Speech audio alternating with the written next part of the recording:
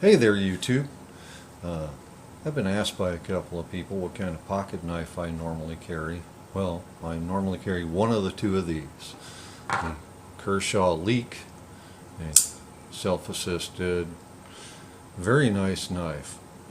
Lightweight, which is one of the things I really enjoy about it. Why I carry it probably, liner lock, why I carry it probably 80% of the time. And you can lock the tip, so it won't open in your pocket and stab you in the thigh.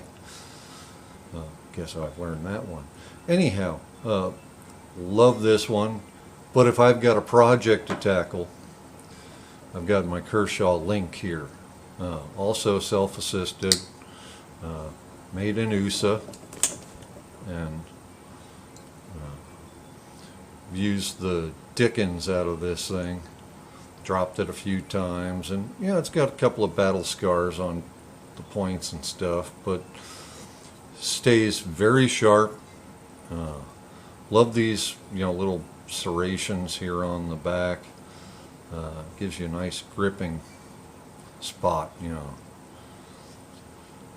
but again, another liner lock, and very nice knives. I love my Kershaws. Glad I paid money for them, and we'll do it again. All right. Thank you, YouTube.